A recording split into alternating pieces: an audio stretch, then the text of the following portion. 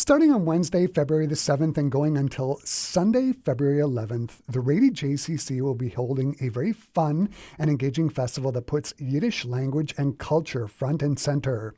The festival, which is called Put a Yid On It, will spotlight Yiddish film and music and will also mark the release of a brand new book that pays homage to Yiddish cinema. And the best part is you do not need to be able to speak Yiddish to enjoy the festival. For those who think that they may not be familiar with Yiddish, you might be using Yiddish words without even knowing it. Putz, klutz, glitch, schmooze, bagel, schmuck are all words that are used in English but have their origins in Yiddish and Hebrew. It is a language that has definitely made its mark on our own vocabulary. And here to tell us more about Put a Yid On It, I am joined by Shira Newman, who is the coordinator of arts programming and the festival producer. Hi, Shira. Nice to have you here in studio. Hi, Chris. Thank you so much for having me. Before we get to the festival, I thought I would get you to give us a brief background as to what the Yiddish language is. Yeah, for sure. So the Yiddish language is kind of an amalgam of German and Hebrew. It's in Hebrew lettering normally. And it's a language that's been spoken by Eastern European Jews throughout Eastern Europe. And actually, I found out spreading even all the way up north to Scandinavia. But I'm still learning about that. Yeah. It was spoken and written for 1,000 years, and up to 11 million people were able to actually speak the language at one point. So all sorts of things were created in that. In that language. And it's not only just the language, but there's also Yiddish culture as well. I mean, my understanding, you've touched on it a little bit, is that it was spoken in Eastern Europe, in the shtetls, in the small villages, but it's also spoken in New York from the immigrants who arrived there. What's the population that speaks Yiddish now? And can you talk about why it might not be as many as it is now? Oh, for sure. Yeah. It's I couldn't give you an exact number of people that speak Yiddish currently, but it's considerably smaller. So really it was the effects of World War II and the Holocaust. And then that was the sort of major loss of Yiddish culture, and then also just assimilation. So although people brought Yiddish with them to the places that they went, so the United States and Canada, Australia. Obviously, they started to generation after generation, as any kind of Jew my age can describe. We've lost the language. So currently, the majority of the population that speaks Yiddish is Hasidic. It's the Hasidic community that's really uses it consistently as a primary language. But there is a growing. There's still older Jewish folks who speak it. I meet a lot of them working at the Rady Center, and they love to speak Yiddish. And then there's a growing number of people like myself, although I'm really just starting, right. but who are really taking an active interest in learning Yiddish. And we actually have a Yiddish scholar here at the University of Manitoba who's teaching Yiddish regularly to university students. Yeah, it sort of leads to my next question. Why start a Yiddish festival of culture? What made you start it? You said this was your baby when we were talking on the phone last week. Right. Yeah. Well, I could give you a little bit of my own background with that, which is that, so I'm a filmmaker. And when I went to make my first short film, for some reason, I was inspired to make that film in part in Yiddish, which is funny because I was never around any Yiddish. It just sort of came up. It just felt like it needed to be. And that led me to start looking at some Yiddish films, especially the Dybbuk, which I know we'll talk about a little bit later. And I was there was something about the language and also the imagery that touched something really deep inside of me in a way that I wasn't expecting. And I spoke to somebody about that who is a friend who's a linguist who's actually focused on, she's of Cree origin, and she was she was really wanting her daughter to learn the language. And she was telling me that there's this concept of when we have kind of an ancestral lost language, right, that we sort of carry it in our bones, is the way she described it. So we still feel it, and we feel that connection to it. And I think that as we watch, I think people of my generation and even younger, because we're seeing this kind of like big movement in like people in their 20s even showing this interest. I think it's like if you feel like you're losing that, it just doesn't feel okay, especially when you think about what disappears with that. It's not just the language that disappears. It's not just the words. It's the entire universe that existed that doesn't exist anymore. And we don't want to, I think, let it completely stop existing. We want to find a way to connect to it. Yeah, and again, when we were talking on the phone last week, you were saying that there was a Yiddish class that was started at the Radio JCC, and you thought, whatever, but apparently it's been very popular, right? Yeah, it has. We just started it actually like this year. And I really didn't know what to expect. You know, sometimes you start a class and you have two people register, or you're really hustling to try to find people for the class. And no, just people just came out of the woodwork, people I would never have expected, including some older folks who had always wanted to learn Yiddish and just had never spoken it. And then, a real variety of younger people, including some people who are not Jewish. So, oh, wow. Yeah. Okay, so let's turn to the festival. There are 4 films that are going to be shown. I think 3 of them are from the 1930s, if I recall. That's right. And I understand the film Hester Street is from the 1970s. Where did you discover these films, and how did you choose them? Maybe we can start with Yidel with His Fiddle. Yidel with His Fiddle was just recommended to me by Itai Zutra, who's going to be speaking. He's the Judaic Studies professor I mentioned, and I watched it, and it is so fun. It is just a super joyful kind of romp of a musical comedy. I was really interested in it when I read about it because it stars Molly Pecan, who I know is like I've heard about, who is kind of a major singer and actress of the Yiddish cinema, really well known and really well loved. And also because she plays a character who she's a musician, and she's traveling with her father as a musician, a musical family, and she starts dressing as a boy because she's concerned her father's concerned that she's going to be unsafe on the road as a girl. So there's this sort of like playing with gender that I was really kind of curious to check out. And it's a fascinating and super fun film. And it's a Yiddish film with English subtitles? That's right. Yeah. It's like a lot of like 3 films that were showing from the 1930s that are kind of from the golden era of Yiddish cinema. All come from the Center for Jewish Film in Massachusetts, and they are all being remastered. So they come with, they have clear English subtitles. You don't have to speak Yiddish to enjoy them. And they've also been remastered so that the images are crisp and the sound is really crisp as well. Fantastic. So that's happening on the Wednesday night, right? That's the Wednesday afternoon. All the films are Wednesday afternoons. Okay, so the Wednesday... our afternoons, not all Wednesday. Wednesday afternoon. Yeah. And then on Thursday the 8th, we've got The Light Ahead. What can you tell us about this one? The Light Ahead, okay, so I haven't actually had the opportunity to see it. This one was recommended to me by Jonah Korn, who's a scholar of Yiddish cinema and cinema in general.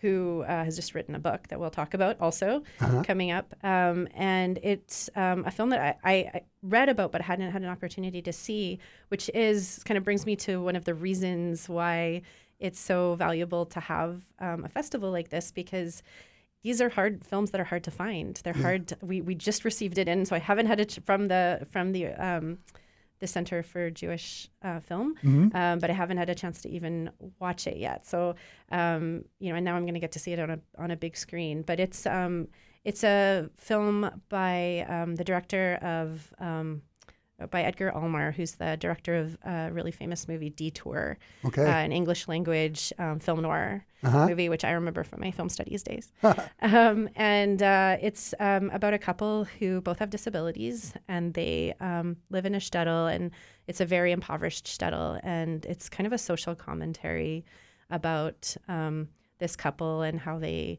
are struggling to kind of overcome the poverty of their shtetl. Wow. So. And then on Friday the 9th, we have Dybbuk. What can you tell us about this one? Again, it's from the 1930s, right? That's right. It is. Yes. So the Dybbuk is the first Yiddish film I ever. Well, actually, no. Hester Street's the first Yiddish film I ever saw. The Dybbuk is the first Yiddish film I ever intentionally saw as a Yiddish film. It's this beautiful ghost story. It's a story. It's based on a really famous play by Saul Alansky. And it's a beautiful, beautiful ghost story about a woman who it's two fathers as when their children are infants promise each other that they'll marry their children to each other, and one of them the father of the young woman reneges on that promise because he wants her to marry a wealthier man.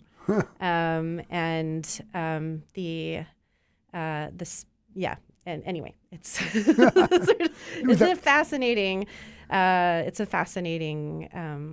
ghost story of possession, and it's a really interesting film because it's actually considered to be a serious film, not just in the Yiddish world, but it was considered one of the great expressionist films of Europe.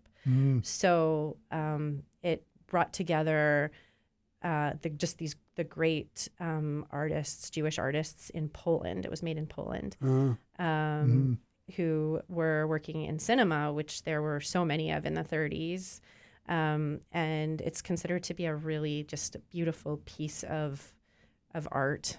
Some of the dance, beautifully choreographed dance numbers are incredible to watch. Fantastic. And then last, the fourth film in the festival is Hester Street, which is made in the 70s, which I find fascinating considering the amount of Yiddish. I don't know how much Yiddish was spoken in the 70s. What can you tell us about this one? Yeah, so Hester Street is a film that I actually saw a long time ago when I was just interested in sort of New York independent cinema of that era, because there was just so much of it, and it was also sort of creative and fascinating. But it is a film that Joan Silver Micklin, I think I'm getting her name right, who went on to later direct Crossing Delancey. This was her first film, and she was a part of that kind of like really exciting New York independent film milieu. And she decided to make, much like myself, her first film in Yiddish. And it stars Carol Kane, who I can't remember if she had to learn Yiddish for it or if she actually spoke a little bit. Yeah. But I know obviously that was not her primary language, but so it's like absolutely fascinating to see this Yiddish language film. It's really neat. It takes place at the turn of the century, or maybe the late 1800s. And Carol Kane plays that character who is coming to New York with her young son to meet her husband, who has gone ahead. So it's a very sort of traditional, classic immigrant story. But when she gets there, he's really assimilated. He's really kind of turned his back on the Eastern European ways. And he's also kind of having an affair with someone. So she's not coming to the situation that she quite thought she was coming to. She's still very traditional and has this expectations that their lives would just kind of carry on as they had in Europe. And one of the things I really love about it is it's done on a shoestring budget. It's like all of these 1970s movies are, this kind of independent movie universe. But they really create that little, very tight Jewish world that existed in not Eastern Europe, in the Lower East Side. Right. so beautifully. Like the street scenes are just, there's so much detail to them. Wow. Peddlers and all of that kind of stuff. So it kind of immerses you in that world. Mm-hmm. So you've got the 4 films, and then I was looking at the brochure, and one of the things I found so great is that Saturday at the West End Cultural Center, there's going to be some Yiddish hip hop. Yes. Yeah. With an artist called So Called. This is awesome. What can you tell us about him? Sure. Yeah. Josh So-Called Dolgan is his name. And he is a hip hop artist and producer from Montreal, family originally from Winnipeg. Oh, wow. So he's got ties here. It's a bit of a homecoming. Mm-hmm. I was introduced to him through a documentary about him and his life, which there's actually a feature-length NFB documentary called The So-Called Movie. So it really explores how just diverse and fascinating he is, not as both a musician and as an artist. He does many different kind of artistic things, but he kind of brings together hip hop, klezmer, and funk, I would say. He works with a band who are also really talented, but one of the things that he brings some Yiddish, some English. Mm-hmm. One of the attractions of having him is also that you really don't need to speak Yiddish to enjoy the music. I know he sings to often very not specifically Yiddish speaking audiences. But he has really gone into the history of Yiddish music, and he as a hip hop artist, he samples a lot of traditional Yiddish songs. And then, on top of that, him and Katie Moore, who's the really beautiful singer that works with him, Mm-hmm. they sing in either Yiddish or English as well. So you kind of don't I'm so excited to see him live. It sounds super entertaining, and I would imagine there's parts that are going to be humorous as well, right? Like I was reading about him. Apparently, he wrote a hip hop Passover Seder. Is that right? Yeah, that's right. I believe it's a gangster Passover. No, sorry, he did a Passover gangster musical, puppet musical. But yes, he also has the hip hop Seder, which I would love to bring here sometime. Yeah, that'd be great. And then staying with music and going back a couple of days in the festival, on Thursday the 8th, we get some klezmer goodness with Beyond the Pale. Who are they, and what can you tell us about them? Yeah, for sure. Beyond the Pale, they're a little bit more of a traditional band in some ways.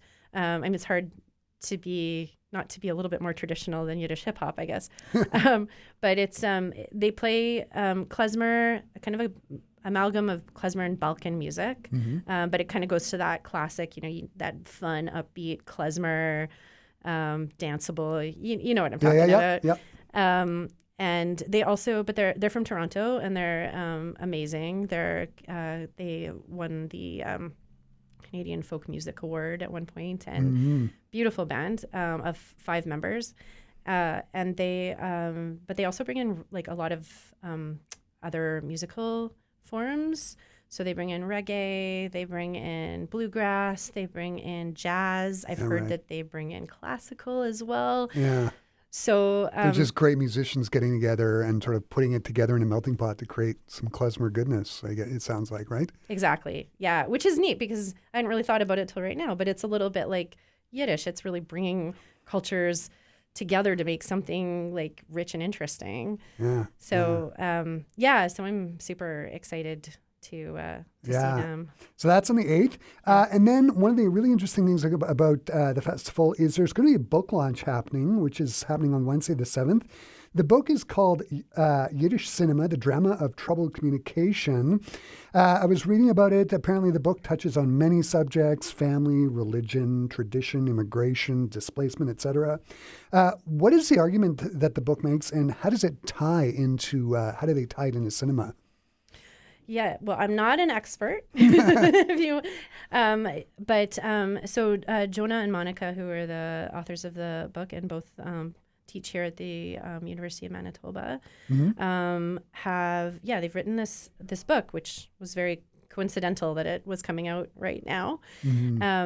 The arguments are like it really is about Yiddish film. It's really about Yiddish cinema from the 1930s, very specifically, they're talking about the way that communication and missed communication is misunderstandings, Right. inabilities to communicate, either whether just because verbally or whether it's through technologies, like how those are really highlighted in these films, whether it's in a comedic form or a more serious form, and how that plays into Jewish anxieties from that period of families and communities not being able to kind of connect with one another and being, displaced, being, Yeah, right. yeah. Yeah. It's the festival put a Yid on it. Sounds like it's going to be just excellent. Is there anything that I'm missing about the festival that you want to talk about? I guess, one other thing that we have is on Sunday, before the movie, we have a bagel breakfast and a chat with Itai Zutra, who is going to be teaching just some of the most expressive of those very expressive Yiddish sayings. So some of the really sort of funny sayings that exist in Yiddish. So it'll be a bit of it'll be very playful and fun. And then we have, at the very end of the festival, we have a reunion for the IL Parrott School, which was a really, really long-running Yiddish language immersion school there's thousands of people who are alumni of it. So they're going to try to get people together at the very end of that. And everyone's welcome to that as well. It's at 3:30 at the Rady if you just want to be surrounded by Yiddish speaking people. Sounds fantastic. It all sounds so great, Shira. Where can people go to find out more details? You can go to the Rady website. It's Rady JCC, www.radyjcc.com. You can also go to the Rady Facebook site. Great. And you can also just call us. I'm always happy to talk. Shira, this has been so much fun talking about the Put a Yid on It Festival, and I have to say, great title. Thanks so much for taking the time and stop by to talk to me about it today. It sounds like it's going to be great next week. Oh, thanks, Chris. Thanks for having me. I really appreciate it.